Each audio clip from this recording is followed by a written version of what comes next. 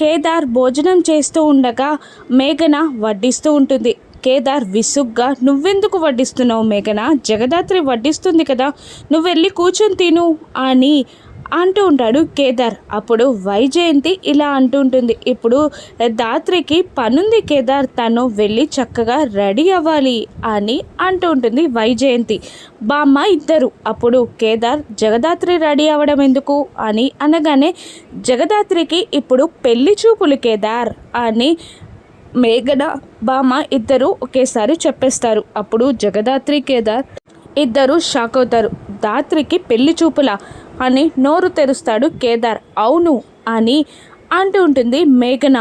నాకే పెళ్లి చూపులు అవసరం లేదు, మీరు ఎటువంటి సంబంధాలు తీసుకొస్తారో పోయినసారి చూశాను కదా, వద్దు బామ్మగారు అంటూ చేతులెత్తి దండం పెడుతుంది జగదాత్రి. ఈసారి అలా కాదు అని నిషిక కూడా వాళ్ళకి గొంతు కలుపుతుంది.